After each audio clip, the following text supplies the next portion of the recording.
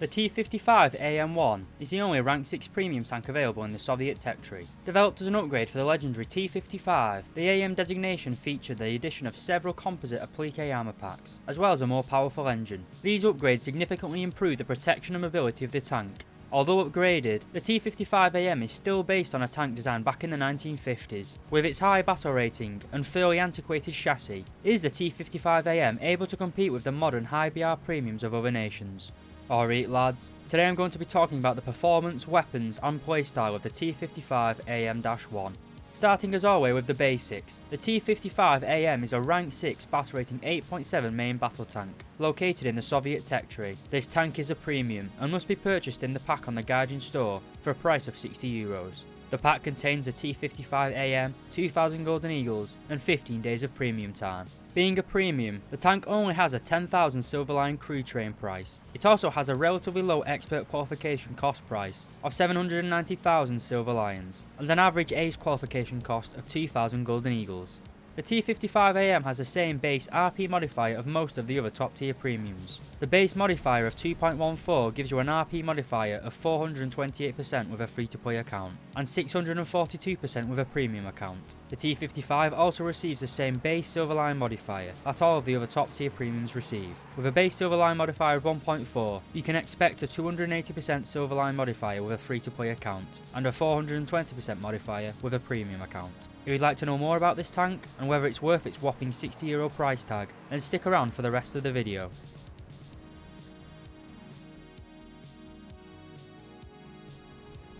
The T-55AM-1 weighs 41.1 tonnes and is powered by the CHTZ V46 water-cooled diesel engine, producing 690 horsepower. This gives the T-55AM a power-to-weight ratio of 16.7 horsepower per tonnes, which is by no means bad, but it is significantly outclassed by several similarly tiered premium tanks. For example, the XM1 and AMX-30 Super have power-to-weight ratios of 28.9 and 23.3 respectively. While not being the nippiest of tanks due to the low power-to-weight ratio, it can actually reach a decent top speed of 50 km per hour, allowing you to be fairly mobile on the battlefield. A major downside of this vehicle is its atrocious 8 km per hour reverse speed. Due to this poor reverse speed, playing the T-55AM gave me horrific flashbacks to grinding out the early British tanks. Another downside, due to the type of transmission used in Soviet tanks, the T-55AM is unable to neutral steer, meaning you are unable to turn on the spot, which is a significant weakness in close quarter knife fights.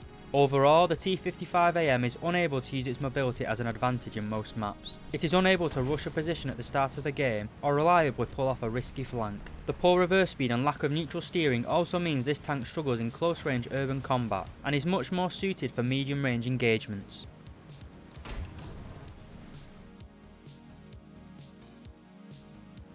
As the original T-55 was developed in the late 1950s, it still used conventional cast homogeneous steel armour, which quickly became obsolete with the advent of high explosive anti-tank fin stabilised rounds. The Soviet Union tried to modernise its extensive T-55 fleet to give them increased protection from chemical warheads. This is when the AM-1 upgrade kit was developed. It essentially attached composite armour to the turret cheeks and upper hull. As always, we'll start with the lower frontal plate. It is angled well at 55 degrees, but is only 100mm thick. With the angling, it effectively has 207mm of armour. While this was good at battle rating 7.7 with the early T-54s, at 8.7 it certainly has a huge weak spot. Like the lower frontal plate, the upper plate is also only 100mm thick. However, it is slightly more angled at 60 degrees, giving it an effective thickness of 182mm. However, the T-55AM gets a composite armour package for the upper frontal plate. The additional composite armour significantly increases protection, especially at medium ranges. One T-55AM will struggle to penetrate another T-55AM at medium range. Using the APF SDS round available to the T-55, you can see that the composite armour gives you 323mm of protection against Soviet APF SDS. This is mainly due to Soviet APF SDS being pretty weak. Against nations with high performance APF SDS, such as the Germans, the hull protection drops down to around 230mm. While the hull is basically penetrable by almost all APF SDS rounds of other nations, the composite armour does defeat most high explosive anti-tank fin stabilised rounds. The hull sides are 80mm thick and are completely unsloped. and the rear of the vehicle is only 45mm thick. Heading to the turret front, we can see that the turret face is 200mm thick and varies in levels of angling, giving it an average effective thickness of around 245mm. Like the upper frontal plate, the turret receives add-on composite armour packs. It's worth noting that these packs do not cover the gun breech area, and focus mainly on offering protection to the weaker turret cheeks. Like the upper frontal plate, these add-on packs protect you from pretty much all heat rounds and some APF SDS rounds. The sides of the turret vary in thickness, but at its thickest part, it is around 160mm thick with virtually no angling. And finally, the rear of the turret is only 66mm thick. Overall, the armour of the T-55AM-1 is better than most of the other contemporary premium tanks at top tier, but due to the fact that the other premiums have guns, and more importantly, APF SDS rounds, that can simply slice through your armour, making your increased armour more redundant, and just adding as dead weight. I would rather trade the armour for more mobility, as even with the extra composite armour, you will still die in one shot to any competent player.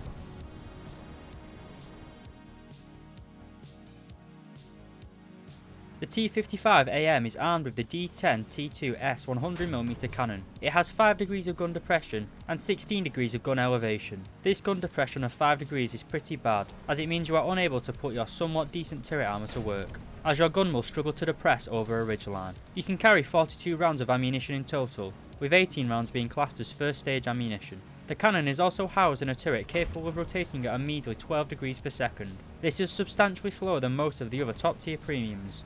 Again, just like the power to weight ratio, the XM1 with its turret rotation speed of 37 degrees per second and the AMX30 Super with its 28 degrees per second just really show how poor the T-55's turret rotation is. While the turret traverse is bad, the cannon is at least fully stabilised. Carrying on the trend of negativity, you do not get access to any thermal sights on this tank, only night vision, which is a significant weakness in pretty much every way. Most of the other top tier premiums do have thermal, and the reason thermal is so important is that it significantly increases your ability to spot targets both in day and night conditions. But probably the most significant drawback of this gun is its reload rate. The gun has a base reload rate of 11 seconds, and with an ace crew can be brought down to 8.5 seconds. That means that a fully ace crew in a T-55AM can fire as fast as a stock crew in any NATO tank armed with the standard 105mm L7 gun. While the Soviet 100mm cannon is slower to reload than its NATO counterpart, being Soviet, it does get access to some fairly unique ammunition choices. The stock, or free round, is the 3BM8 APDS round.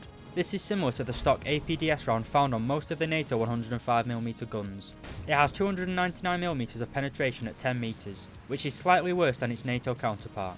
A unique round this tank gets access to is the BR-412D armour-piercing capped ballistic cap shell. This is essentially the same type of round found at battle rating 6.7. It contains a high explosive filler that detonates when it penetrates a vehicle's armour. It also has battle rating 6.7 levels of penetration, with 239mm at 10 meters. While it may be a novelty, I believe it is outclassed by the next round. The T-55AM also has access to the free BK-17M high explosive anti-tank fin stabiliser round.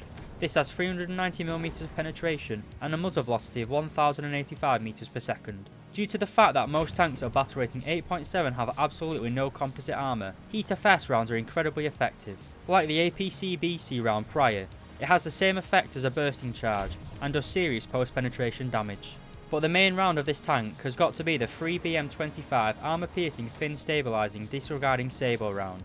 It travels at a speed of 1430 meters per second and is capable of penetrating 335mm of armour at 10 meters. This will be your go-to round for penetrating enemies at long distances. Another unique weapon system available in the T-55 is the 9M117 anti-tank guided missile. It is a second generation missile, meaning it is aimed with your mouse. It has a range of 4 kilometers and has a top speed of 370 meters per second. This makes it rather easy to use. As well as having good flight characteristics, it also has good penetration statistics, with 600mm of penetration against flat armour. While the missile is impressive, it is more of a novelty. It can be used to shoot down hovering helicopters, but for long range shots, the APF SDS round is still a better choice in my opinion. To make your long range shots easier, you also have a laser rangefinder which gives you precise distance measurements within seconds. You also have very good optical zooms, with both 3.5 and 8 times magnification available. As well as your main cannon, you have a rifle caliber coaxial machine gun, as well as a 12.7mm anti-aircraft gun mounted to the roof of your vehicle, which can be used to take out speedy little Italian fuckers. Overall, the T-55 is mainly let down by its slow reload rate and turret rotation. The ammunition it has available is more than capable of killing most things it meets on the battlefield. It is mainly the lack of quality of life improvements, like a faster turret rotation and thermal optics, that really do differentiate this tank as being subpar to the other top tier premiums.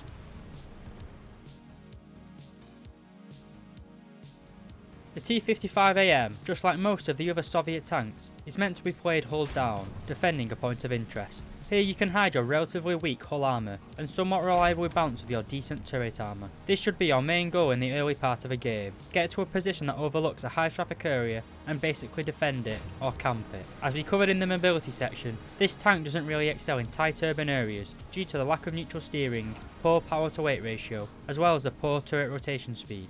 Therefore, I would wait until the mid or late game before moving out of cover and into an urban area. While your effective mobility does not improve depending on the battle rating of the game, the armour certainly does. In a very rare down tier to 7.7, your armour is pretty effective, but in 8.7 and higher, don't rely on your armour whatsoever. In terms of lineups, the T-55AM is the only 8.7 tank available in the Soviet tech tree. Luckily, there are some incredibly potent tanks at lower battle ratings. You have the Object 906 and BMP-2 as your light tanks, the T-62 as a medium, and the T-10 as your heavy. You also have the IT-1 as your tank destroyer, and finally the ZSU-23-4 as your self-propelled anti-aircraft gun. You are however rather limited in terms of close air support, choosing either between the MiG-15 BIS or the IL-28-ish.